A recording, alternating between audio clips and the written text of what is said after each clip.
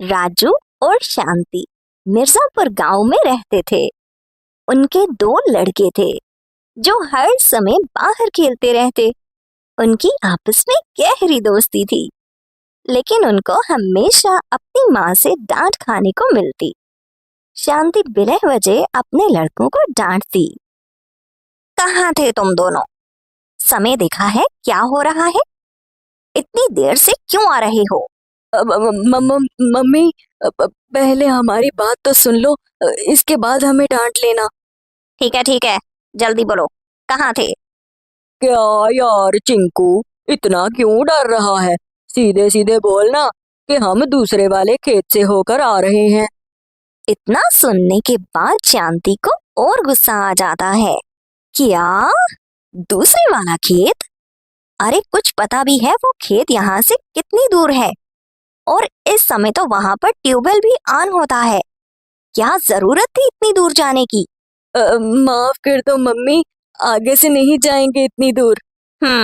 अच्छा, ठीक है, चलो अब खाना खा लो जाके। शांति को चिल्लाता हुआ देख राजू भी अंदर से बाहर आ जाता है। अरे क्या शांति, तू आज फिर से लड़कों को डांट रही है? अरे पगली, तुझे पहले भी बहुत दफा समझाया है। अब चिंकू और बंटू छोटे बच्चे नहीं रहे, अब वो बड़े हो गए हैं। कुछ तो ख्याल किया करो भाग्यवान। अरे आप तो चुप करो जी। आपको नहीं पता, जवान औलाद को इतनी ढील नहीं देनी चाहिए। शांति वहां से बड़बड़ाते हुए चली जाती है। अगले दिन चिंकू और बंटू फिर से घर से बाहर जा रहे थे कि अचानक उन्होंने बस स्टॉप पर एक आईफोन गिरा हुआ देखा। अरे चिंकू, वो देख, ये तो किसी का मोबाइल फोन लग रहा है। हाँ हाँ बंटू, अ, मुझे भी कुछ ऐसा ही लग रहा है। चल चल चल कर देखते हैं। वो दोनों फोन उठाकर देखते हैं तो वो सचमुच का आईफोन होता है। अरे ये तो सचमुच में आईफोन है। चल इसको उठाते हैं, पता नहीं किस बेचारे का गिर गया होगा। और फिर वो दोनों इस मोबाइल फोन को उठाकर वापस घर की तरफ चल पड़ते हैं। शाम होने को आ रही थी। अरे यार चिंकू, इस फोन को लेकर घर जाएंगे तो मम्मी फिर से चिक चिक करने लगेगी, और हो सकता है वो इस फोन को हमारे हाथ में देखकर और भी ज्यादा गुस्सा करे और वो हमसे फोन भी छीन ले। हालांकि ये तो किसी का है और कल सुबह हम इसको वापस कर देंगे। तू ठीक कह रहा है बंटू, हमें ये मोबाइल फोन लेकर घर नहीं जाना चाहिए, बल्कि एक काम करते हैं, इसको अपने खेत में बरगद के पेड़ के नीचे दबा देते हैं। कल सुबह आकर वहां से निकाल लेंगे। और फिर वो दोनों अपने खेत की तरफ चल पड़ते हैं। थोड़ी देर में उन्होंने बरगद के पेड़ के तने में उस आईफोन को दबा दिया और खुद वापस घर को आ जाते हैं। कहाँ थे तुम दोनों? आज फिर से इतनी देर कर दी तुम लोगों ने। इससे पहले कि चिंकू और बंटू अपनी माँ की बात का जवाब देते, राजू बोलने लगता है। अरे भाग्यवान, तुम फिर से शुरू हो गई। जाओ बच्चों जाओ, तुम लोग जाओ आराम करो जाकर। तुम्हारी माँ को तो मैं देख लेता हूँ। अरे क्या जी, आप भी ना बच्चों को बिगाड़ रहे हैं। अरे शांति, जाने भी दो, बच्चे हैं। और फिर वो सब परिवार वाले खाना खाकर सो जाते हैं, जबकि चिंकू और बंटू तो उस मोबाइल फोन के बारे में ही सोच रहे थे और इसीलिए उनको ठीक से नींद भी नहीं आई। उधर बरगद के पेड़ में कुछ अजीब सा होने लगता है। रातों रात ही वो उस पेड़ की काया ही बदल गई, क्योंकि सारे पेड़ पर आईफोन लगने लगे थे।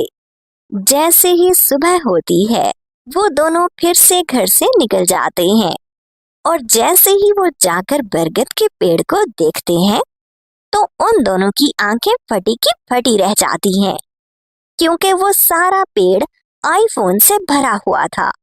अरे बाप रे बंटू, ये सब कैसे हो गया?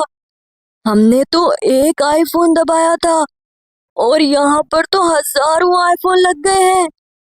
बंटू थोड़ा सा खौफजदा हो जाता है और वहां से भागकर अपने पिता के पास आ जाता है और वो अपने पिता को सारी घटी हुई घटना बता देता है।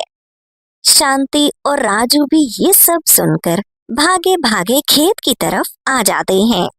हमें माफ कर दो मम्मी, हमने आप दोनों से ये बात छुपाई थी। कल हमें एक आईफोन मिला था जो हमने इस पेड़ के तने में दबा दिया था, और आज देखो ना, यहाँ पर कितने सारे आईफोन लग गए हैं। वो तो डरते डरते अपनी माँ को ये सब बता रहा था, लेकिन ये पहली बार थी कि उसकी माँ ने उसको डांटा नहीं, बल्कि वो आगे से हंसने लगी और उससे प्यार से कहने लगी, शाबाश मेरे बच्चे, जिंदगी में पहली बार तूने कोई ढंग का काम किया है। बिल्कुल डरने की जरूरत नहीं है, बहुत अच्छा काम किया है तुमने, शाबाश। अभी वो सब आपस में बातें कर ही रहे होते हैं कि गांव में ऐलान होने लगता है। एक ऐलान सुनिए। कल किसी यात्री का आईफोन बस स्टॉप पर गिर गया था। कृपया अगर किसी को मिला हो तो वो गांव के पोस्ट ऑफिस में पहुंचा दे। बहुत मेहरबानी होगी। अरे शांति, तुमने सुना? ये ऐलान हो रहा है। पता नहीं किस बेचारे का फोन गिर गया था, और देखो तो उसके फोन की वजह से हमारे भाग जाग उठे हैं। हमें उसका आईफोन उसे वापस कर देना चाहिए। आप ठीक कह रहे हैं जी। एक नहीं दो दो फोन इसको वापस कीजिएगा और मेरी तरफ से भी इसका धन्यवाद कीजिएगा। और फिर देखते ही देखते राजू ने वहां से सारे आईफोन तोड़कर उसका ढेर लगा दिया। उसमें से 2 आईफोन उसने उस यात्री को दे दिए और बाकी सब बाजार में बेचकर अमीर हो गया। अब उनके पास अपना बंगला, गाड़ी और ढेर सारा रुपया पैसा था।